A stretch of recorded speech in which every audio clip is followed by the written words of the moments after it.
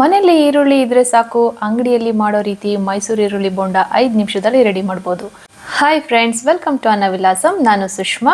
ಮೇಲೆ ಗರಿಗರಿಯಾಗಿ ಒಳಗೆ ಮೃದುವಾಗಿ ಇರುವಂತ ಈ ಈರುಳ್ಳಿ ಬೋಂಡ ಹೇಗ್ ಮಾಡೋದು ಅಂತ ನೋಡೋದಕ್ಕೂ ಮುಂಚೆ ನನ್ನ ಚಾನಲ್ನ ಸಬ್ಸ್ಕ್ರೈಬ್ ಮಾಡ್ಕೊಳ್ಳಿ. ಹಾಗೆ ಪಕ್ಕದಲ್ಲಿರೋ ಬೆಲ್ ಐಕನ್ನ ತಪ್ಪದೆ ಪ್ರೆಸ್ ಮಾಡಿ. ಮೈಸೂರು ಈರುಳ್ಳಿ ಬೋಂಡ ಯಾರಿಗೆ ತಾನೇ ಇಷ್ಟ ಇಲ್ಲ ಹೇಳಿ. ನಾನು 2 ಮೀಡಿಯಂ ಸೈಜ್ ಈರುಳ್ಳಿನ ತೆಳುವಾಗಿ ಉದ್ದುದ್ದ ಕಟ್ ಮಾಡ್ಕೊಂಡಿದ್ದೀನಿ. ಹಾಗೆ ಬಿಡಿ ಬಿಡಿ ಮಾಡ್ಕೊಂಡಿದ್ದೀನಿ. ಹಾಗೆ 2 ರಿಂದ 3 ಹಸಿಮೆಣಸಿನಕಾಯಿ ಸಣ್ಣದಾಗಿ ಹೆಚ್ಕೊಂಡಿದ್ದೀನಿ. 1 ಇಂಚು ಶುಂಠಿನ ಸಣ್ಣದಾಗಿ ಹೆಚ್ಕೊಂಡು ಹಾಕೊಂಡಿದ್ದೀನಿ. ಹಾಗೆ 1 ಕಪ್ ಅಷ್ಟು ಸಬ್ಸಿಗೆ ಸೊಪ್ಪು ಇದು ಕೂಡ ಸಣ್ಣದಾಗಿ ಹೆಚ್ಕೊಂಡು ಹಾಕೊಂಡಿದ್ದೀನಿ. 1/4 ಕಪ್ ಅಷ್ಟು ಕೊತ್ತಂಬರಿ ಸೊಪ್ಪು, 10 ರಿಂದ 12 ಕರಿಬೇವಿನ ಎಲೆ ಹಾಕೊಳ್ಬೇಕು.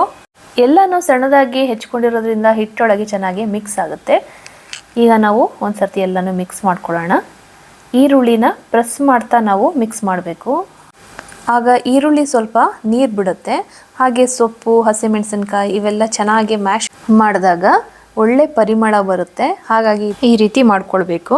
ಇನ್ನೊಂದು ಸ್ಟೆಪ್ ಏನಂತ ಅಂದರೆ, ಈರುಳ್ಳಿನ ತುಂಬ ತೆಳುವಾಗಿ ಹೆಚ್ಕೊಂಡಿರಬೇಕು. ಆಗ ಮಾತ್ರ ಬೋಂಡ ಗರ್ಗರಿಯಾಗಿ ಚೆನ್ನಾಗಾಗುತ್ತೆ. ದಪ್ಪ ಇದ್ದರೆ ಅಷ್ಟು ಕ್ರಿಸ್ಪಿಯಾಗಿ ಬರೋದಿಲ್ಲ. ಈಗ ನಾನು 1 ಕಪ್ ಅಷ್ಟು ಕಡಲೆ ಹಿಟ್ಟು ಹಾಕೊಳ್ತಾ ಇದ್ದೀನಿ. ಹಾಗೆ ಅರ್ಧ ಕಪ್ ಅಷ್ಟು ಅಕ್ಕಿ ಹಿಟ್ಟು ಹಾಕೊಳ್ತಾ ಇದ್ದೀನಿ. 1 ಟೀ ಸ್ಪೂನ್ ಅಷ್ಟು ರೆಡ್ ಚಿಲ್ಲಿ ಪೌಡರು, ಹಾಗೆ ಅರ್ಧ ಟೀ ಸ್ಪೂನ್ ಅಷ್ಟು ಸೋಂಪು, ಹಾಗೆ ಅರ್ಧ ಟೀ ಸ್ಪೂನ್ ಅಷ್ಟು ಜೀರಿಗೆ, ಅರ್ಧ ಟೀ ಸ್ಪೂನ್ ಅಷ್ಟು ಅಜ್ವೈನ್. ಇದನ್ನು ಚೆನ್ನಾಗಿ ಕ್ರಷ್ ಮಾಡಿ ಹಾಕೊಳ್ಳಿ.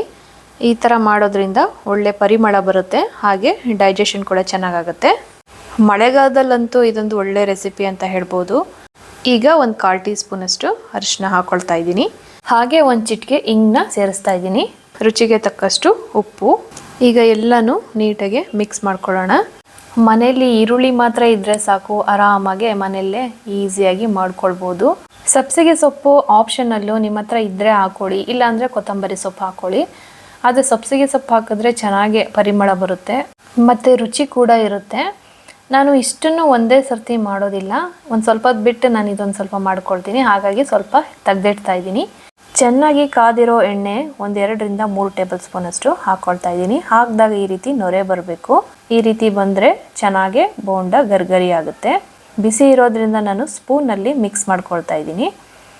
ಈಗ ಬಿಸಿ ಆರಾದ್ಮೇಲೆ ಕೈನಲ್ಲಿ ನೀಟಾಗಿ ಎಲ್ಲ ಕಡೆನೂ ಆ ಎಣ್ಣೆ ತಗಲಬೇಕು. ಆ ರೀತಿ ಕಲಿಸ್ಕೊಳ್ಬೇಕು. ಈ ರೀತಿ ಆಗಬೇಕು ನೋಡಿ. ಈ ಟೈಮ್ನಲ್ಲಿ ನಿಮಗೆ ಉಪ್ಪೇನಾದರೂ ಕಡಿಮೆ ಆಗಿದ್ರೆ ನೋಡಿ ಹಾಕ್ಕೊಳ್ಳಿ. ಈಗ ನಾನು ನೀರನ್ನ ನೋಡ್ಕೊಂಡು ಹಾಕ್ಕೊಳ್ತಾ ಇದ್ದೀನಿ. ಒಂದೇ ಸರ್ತಿ ನೀರನ್ನ ಹಾಕಿಬಿಡಬೇಡಿ, ಸ್ವಲ್ಪ ಸ್ವಲ್ಪನೇ ಮಿಕ್ಸ್ ಮಾಡಬೇಕು. ಈರುಳ್ಳಿ ಆಲ್ರೆಡಿ ನೀರು ಬಿಟ್ಟಿರೋದ್ರಿಂದ ನೀರು ಹೆಚ್ಚಿಗೆ ಹಿಡಿಯೋದಿಲ್ಲ. ಈ ಹಿಟ್ಟು ತುಂಬ ಗಟ್ಟಿನೂ ಇರಬಾರ್ದು, ತುಂಬ ತೆಳುಗೂ ಇರಬಾರ್ದು. 1/4 ಟೀ ಸ್ಪೂನ್ ಅಷ್ಟು ನಾನು ಬೇಕಿಂಗ್ ಸೋಡಾನ ಹಾಕ್ಕೊಂಡು ಅಂಟಬೇಕು. ಆ ರೀತಿ ಕಲಸ್ಕೊಳ್ತಾ ಇದ್ದೀನಿ ಹಿಟ್ಟನ್ನು. ತುಂಬ ನೀರಾಗೂ ಮಾಡ್ಕೊಳ್ಬೇಡಿ, ತುಂಬ ಗಟ್ಟಿಯಾಗೂ ಮಾಡ್ಕೊಳ್ಬೇಡಿ. ನೋಡಿ ಈ ರೀತಿ ಇರಬೇಕು. ಇಷ್ಟಿದ್ರೆ ಸಾಕು. ಈಗ ಇನ್ನೊಂದು ಸೈಡು ನಾನು ಎಣ್ಣೆ ಕಾಯಕ್ಕೆ ಇಟ್ಕೊಂಡಿದ್ದೆ. ಈಗ ಎಣ್ಣೆ ಕಾದಿದೆ. ಬೋಂಡ ಎಣ್ಣೆ ಒಳಗೆ ಬಿಡೋದಕ್ಕೂ ಮುಂಚೆ ಕೈನ ಒದ್ದೆ ಮಾಡ್ಕೊಂಡು ಬಿಡಿ, ಇಲ್ಲಾಂದ್ರೆ ಹಿಟ್ಟೆಲ್ಲ ಕೈಗೆ ಅಂಟಿದ್ರೆ ಆ ರೌಂಡ್ ಶೇಪ್ ಬರೋದಿಲ್ಲ.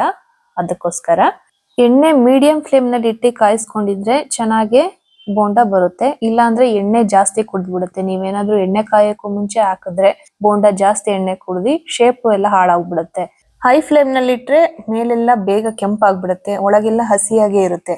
ಮೀಡಿಯಂ ಫ್ಲೇಮ್ನಲ್ಲಿ ಇಡೋದ್ರಿಂದ ಬೋಂಡ ಮೇಲೆ ಕ್ರಿಸ್ಪಿಯಾಗಿ, ಒಳಗಡೆ ಸಾಫ್ಟ್ ಆಗಿ ಚೆನ್ನಾಗಿ ಒಳ್ಳೆ ಪರಿಮಳ ಕೂಡ ಬರುತ್ತೆ. ಹಾಗಾಗಿ ಮೀಡಿಯಂ ಫ್ಲೇಮ್ನಲ್ಲೇ ಇಟ್ಕೊಂಡು ಮಾಡ್ಬೇಕಾಗತ್ತೆ ಇದನ್ನ.